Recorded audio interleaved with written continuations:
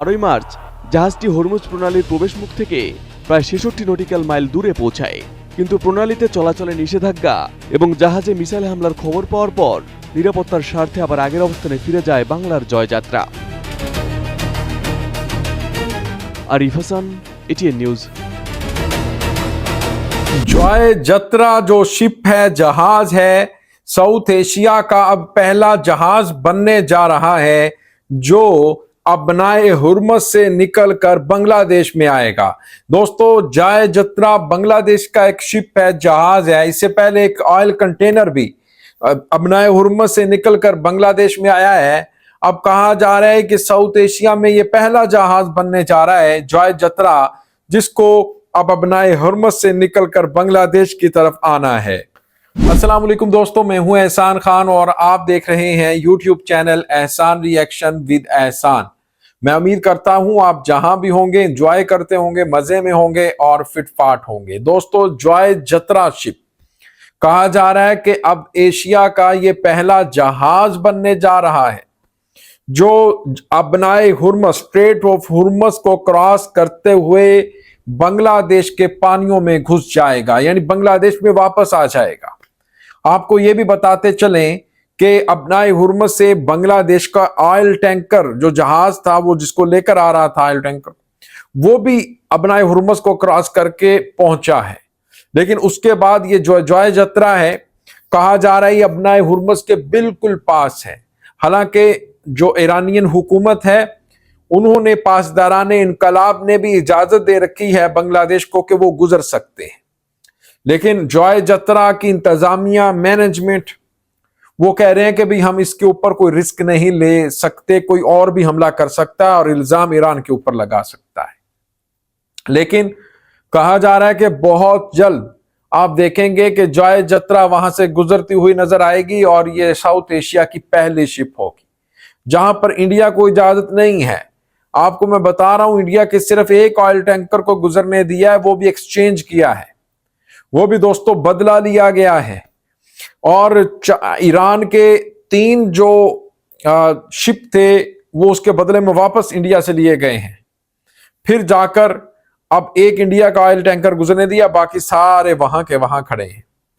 दोस्तों, आइए इसी के ऊपर एक वीडियो क्लिप है, वो देखेंगे, फिर हम इसके ऊपर बात भी करेंगे। जुड़े रहिएगा आखिर तक, इस वीडियो को जरूर देखिएगा। 3, 2, 1 एंड क्यू। মধ্যপ্রাচ্যের উত্তপ্ত সংঘাতের মধ্যে হরমুজ প্রণালীর পূর্ণ নিয়ন্ত্রণ নিয়েছে ইরান। বাধা অতিক্রম করে এগিয়ে যাওয়া বিভিন্ন জাহাজ ইতোমধ্যে ইরানি হামলার শিকারও হয়েছে। উত্তেজনাকর এই পরিস্থিতির মধ্যেই এবার হরমুজে আটকা পড়েছে বাংলাদেশি জাহাজ জয়যাত্রা। ইরানি হামলার আশঙ্কায় হরমুজ অতিক্রম করতে পারছে না পণ্যবাহী এই জাহাজটি। বিস্তারিত আরিফ হাসানের প্রতিবেদনে।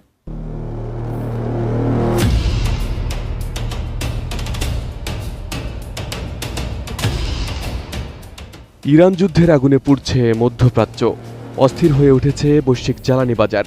যুক্তরাষ্ট্র ইরানের আগ্রাসনের পর বিশ্বের গুরুত্বপূর্ণ সমুদ্রপথ হরমুজ প্রণালীর নিয়ন্ত্রণ নিয়েছে ইরান। বাধা অতিক্রম করে হরমুজ পার হতে গেলেই ইরানের ক্ষেপণাস্ত্রের নিশানায় পরিণত হবে যে কোনো পণ্যবাহী জাহাজ।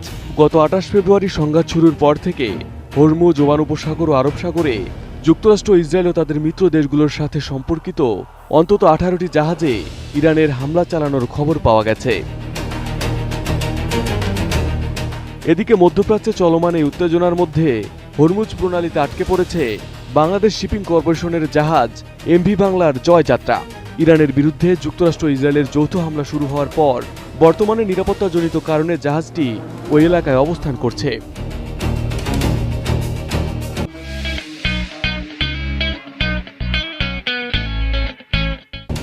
বৃহস্পতিবার জাহাজটি হরমুজ প্রণালী পেরিয়ে দেশে ফেরার চেষ্টা করলেও সম্ভাব্য হামলার আশঙ্কায় আবার আগের অবস্থানে ফিরে যেতে বাধ্য হয়। এই পরিস্থিতিতে জাহাজটি যাতে নিরাপদে প্রণালী অতিক্রম করতে পারে সেজন্য পররাষ্ট্র মন্ত্রণালয়ের মাধ্যমে কূটনৈতিক উদ্যোগ নেওয়ার অনুরোধ জানিয়ে নৌপরিবহন মন্ত্রণালয়কে চিঠি দিয়েছেন বিএসসির ব্যবস্থাপনা পরিচালক কমোডর মাহমুদুল মালেক। এদিকে যুদ্ধ পরিস্থিতির মাঝে বাংলাদেশের অনুরোধে বাংলাদেশের জাহাজকে হরমুজ প্রণালী পারের সুযোগ দেওয়া হবে বলে জানিয়েছিলেন ঢাকা ইরানের রাষ্ট্রদূত জালিল রাহিমি জাহানাবাদী। তবে এখন পর্যন্ত অনুমতি না মেলায় জাহাজটি নিরাপদ অবস্থানে অবস্থান করছে। জানা গেছে জাহাজটিতে বর্তমানে 31 জন বাংলাদেশি নাবিক রয়েছেন। আন্তর্জাতিক জাহাজ চলাচল পর্যবেক্ষণকারী সংস্থা মেরিন ট্রাফিকের তথ্য অনুযায়ী এমভি বাংলার জয়যাত্রা বর্তমানে সংযুক্ত আরব আমিরাতের শারজা উপকূলের বহির্নোঙর এলাকায় অবস্থান করছে।